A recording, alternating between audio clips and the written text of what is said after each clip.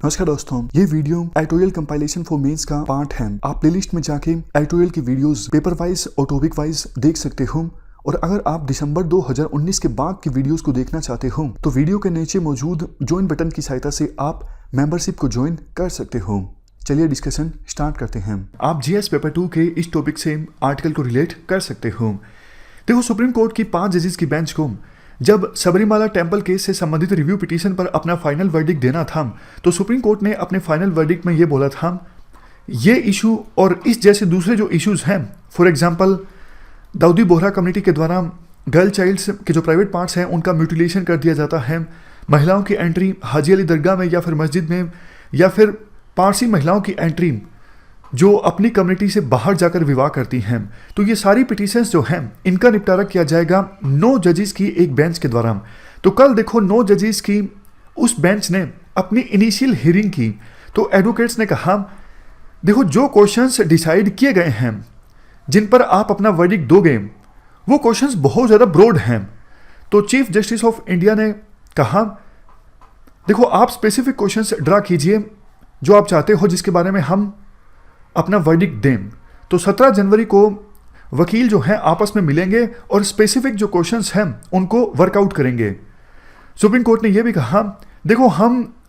इस केस में यह डिसाइड करेंगे कि किस हद तक सुप्रीम कोर्ट जा सकता है ये डिसाइड करने में कि कोई प्रैक्टिस किसी रिलीजन का एसेंशियल पार्ट है या फिर नहीं है। यहाँ पर देखो ये बताना जरूरी है, काफ़ी बार बहुत से एक्सपर्ट्स ये क्वेश्चन उठाते हैं, सुप्रीम कोर्ट के पास एक्सपर्टीज नहीं है और ना ही सुप्रीम कोर्ट के पास राइट है ये डिसाइड करने का कि कौन सी प्रैक्टिस किसी धर्म का एसेंशियल पार्ट है या फिर नहीं है। तो चीफ जस्टिस ऑफ इंडिया ने कल इनिशियल हियरिंग में ये भी कहा, हम डायरेक्टली ये नहीं डिसाइड करेंगे कि सबरीमाला टेम्पल में महिलाओं की एंट्री होनी चाहिए या फिर नहीं होनी चाहिए, उस रिव्यू पिटीशन पर हम फैसला नहीं करेंगे। बट देखो ये सारे जो इश्यूज हैं इनसे संबंधित बड़े जो क्वेश्चंस हैं उनका हम आंसर देंगे अपने इस केस की सुनवाई में। आर्टिकल में देखो ये कहा जाता है, सुप्रीम कोर्ट को सीधा सीधा ये डिसाइड करना चाहिए कि जब टकराव होता है राइट टू रिलीजन और इंडिविजुअल राइट्स के बीच, तो कब कौन सा राइट डोमिनेट करेगा किस सिचुएशन में,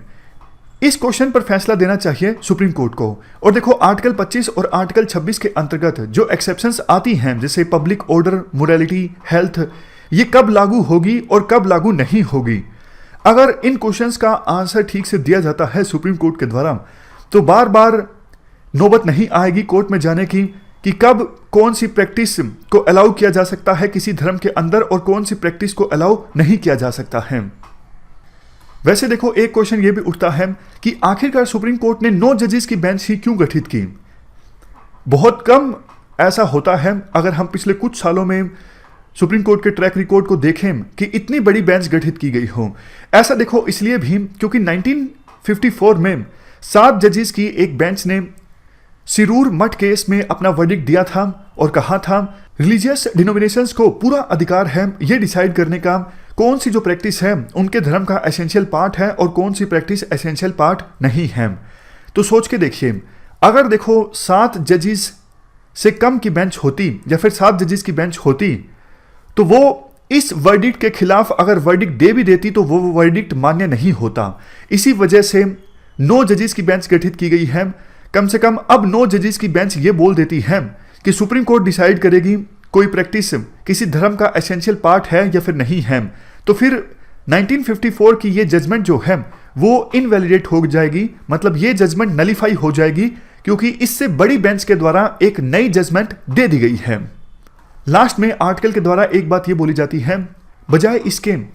कि अलग अलग प्रैक्टिसेस जिन पर सुप्रीम कोर्ट इस केस में सुनवाई करेगी उनके लिए सुप्रीम कोर्ट अलग अलग कंसेप्ट्स दे, सुप्रीम कोर्ट को यह डिसाइड करना चाहिए इस केस की सुनवाई में कि आर्टिकल 25 और आर्टिकल 26 की लिमिटेशंस क्या क्या हैं, मतलब कब कब आर्टिकल 25 और आर्टिकल 26